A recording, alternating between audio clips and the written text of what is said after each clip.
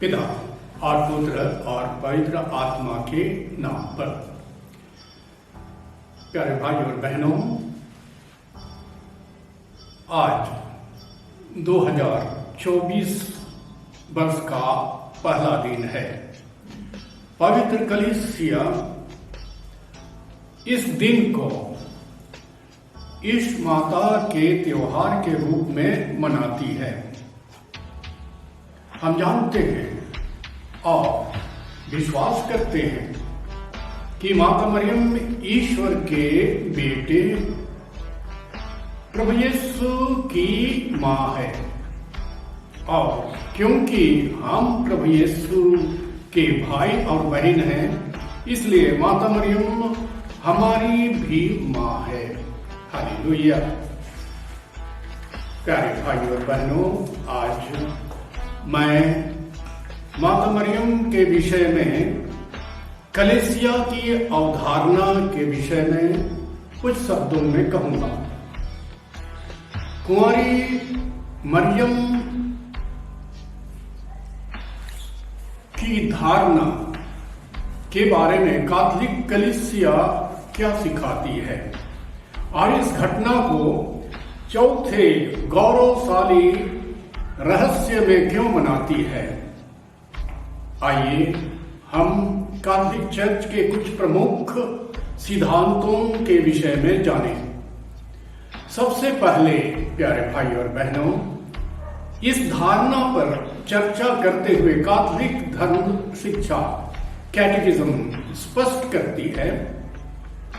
करती है कि कुंवारी मरियम मूल पाप यानी आदि पाप से वंचित थी, बल्कि वह पवित्र आत्मा की कृपा से परिपूर्ण थी। हालेलुया। इस सिद्धांत के अनुसार वह बेदाग गर्भधारण का होना मानी जाती है। इस तरह ईश्वर का अलौकिक जीवन मरियम के अस्तित्व के शुरुआत से ही बना रहा था। कैथोलिक दृष्टिकोण से इस बात पर जोर देना महत्वपूर्ण है कि बेदाग गर्भधारण केवल मरियम के बारे में नहीं है। यह सिद्धांत, जिसकी जड़ें ईसाई धर्म के प्रारंभ से अंततः यीशु मसीह के रहस्य के बारे में है। मरियम के गर्भ में परमेश्वर मनुष्य बन गया, इसलिए क्योंकि यीशु वास्तव में सर्वपवित्र ईश्वर है। ट्रिनिटी का दूसरा जन्म अतः कैथोलिक चर्च मानती है कि वह एक शुद्ध वर्तन में, वह एक पवित्र मंदिर में रहने योग्य है। इस प्रकार यह उचित है कि ईश्वर मरियम को ईश्वर पुरुष के लिए एक बेदाग निवास स्थान के रूप में तैयार करे, जो ईश्वरीय अनुग्रह तथा कृपा से भरा हुआ हो और पाप से दागदार ना हो। संत लूकस के सुसमाचार पहला अध्याय 26वां लाइन से लेकर के 38वां लाइन के वचन घोषणा में स्पष्ट इशारा कर देता है। स्वर्गदूत गाब्रियल ने मरियम को प्रणाम करते हुए बधाई दी और कहा, तेरी जय हो, तू ईश्वरीय कृपा से पूर्ण है। यह बात यह संकेत देता है कि मरियम पहले से ही, यानी दूत संदेश के पहले से ही परमेश्वर के बचाने वाले अनुग्रह से तथा यीशु के गर्भ धारण करने से पहले ही पवित्र थी। यह बात मरियम के प्रति यीशु को गर्भधारण करने की धारणा को समझने में एक आधार के रूप में काम करता है। हालेलुया। बाइबल में उसके प्रति धारणाएं, यद्यपि मरियम की धारणा और विश्वास के लिए पवित्र शास्त्र में कोई प्रमाण नहीं है, परंतु कुछ बाइबल विषय कम से कम इस सिद्धांत पर प्रकाश डालते हैं।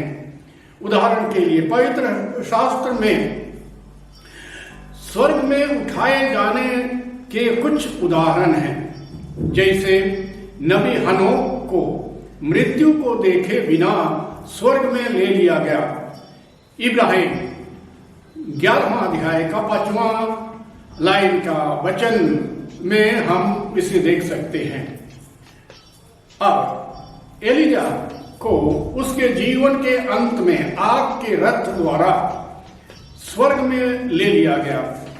दूसरा राजा 2 अध्याय 11वां लाइन के वचन में हम देख सकते हैं। यदि परमेश्वर पुराने नियम के इन धर्मी लोगों को ग्रहण कर सकता है स्वर्ग में, तो निश्चय रूप से ही यह संभव है कि यीशु की मां को भी स्वर्ग में ग्रहण कर सकता है। हालेलुया। इससे भी अधिक, क्योंकि बाइबल मरियम को पहली ईसाई शिष्य के रूप में प्रस्तुत करती है, यह उचित है कि वह मसीह का अनुसरण करने वाली सबसे पहले आशीर्वाद प्राप्त करेगी। नए नियम में मरियम को सबसे पहले परमेश्वर के वचन को सुनने और घोषणा के समय इसे स्वीकार करने के रूप में प्रस्तुत किया गया है। लूकास 1 अध्याय 38वां लाइन से 45 लाइन का वचन एकदम साफ साफ कहता है। वह एलिजाबेथ को मदद करने के लिए जल्दीबाजी में जाकर परमेश्वर के वचन को प्रस्तुत तुरंत जवाब देती है। वह स्वयं को प्रभु की दासी के रूप में भी वर्णित करती है।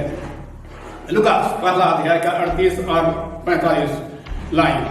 मरियम अपने बेटे के प्रति वफादार रहती है, यहाँ तक कि क्रूस तक भी उसका पीछा करती है। यूहन्ना 19वां अध्याय 25वां लाइन से 27वां लाइन साफ साफ कहता है, जहां वह सिमेयोन की भविष्यवाणी की पूर्ति का अनुभव करती है। 2 अध्याय संत लूकास 2 अध्याय 35वां लाइन। हालेलुया। इस दृष्टांत को लेकर अभी भी कई विशेषज्ञों के बीच में वाद विवाद चल रहा है। कलीसिया के प्राचीनतम लेखकों ने इस दृष्टांत के एक भाग पर ही केंद्रित किया है, वह है धन का सदुपयोग। हालेलुया। इस तरह से सही तरह से समस्या का समाधान नहीं हो पाया है।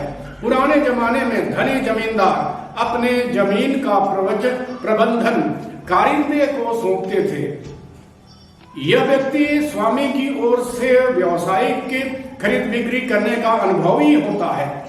वह खेत को की उपज को दूसरों को ऋण दे सकता है और वह स्वाभाविक है कि वह प्रबंधक अपने लिए भी कुछ दलाली निकाल लेता है। उस कारिंदे की बेईमानी कोई खास नहीं थी, क्योंकि उसे ऐसा करने का हक था। हालेलुया। यहां पर यीशु का संदेश चतुराई, वेगशील से काम करने का संदेशा। यहाँ पर एक गूढ़ रहस्य और एक गूढ़ रहस्य प्रज्ञा का रहस्य है। हमें बताया जाता है कि प्रत्येक शिष्य को किसी भी मुसीबत का सामना करते वक्त विवेक से काम लेना चाहिए। प्यारे भाइयों और बहनों, इन बातों को मैं छोड़ देना चाहता हूं, लेकिन आज के दिन 1 जनवरी 2024 के दिन जब कलीसिया माता मरियम को परमेश्वर की माता के रूप में मानती है, कहना चाहता हूं और एक बार कि भाइयों और बहनों, ये इस साल का पहला दिन है। पवित्र कलीसिया इस दिन को इस माता के त्योहार के रूप में मनाती है। हम मानते हैं और विश्वास करते हैं कि माता मरियम ईश्वर के बेटे की मां है और हमारी भी मां है। जिस तरह क्रूस के नीचे संजोहान प्रेरित को उन्होंने कहा कि देख ये तेरी मां है, और माता मरियम को जो कि वो संकेत करते हुए कहा था कि ये तेरा पुत्र है। और इस तरह बाइबल ये प्रमाणित करती है कि माता मरियम प्रभु यीशु की मां थी, ईश्वर थे यीशु, और इसलिए ईश्वर की मां पर विश्वास करना, इसको मानना हमारे लिए उचित और आवश्यक है। हालेलुया।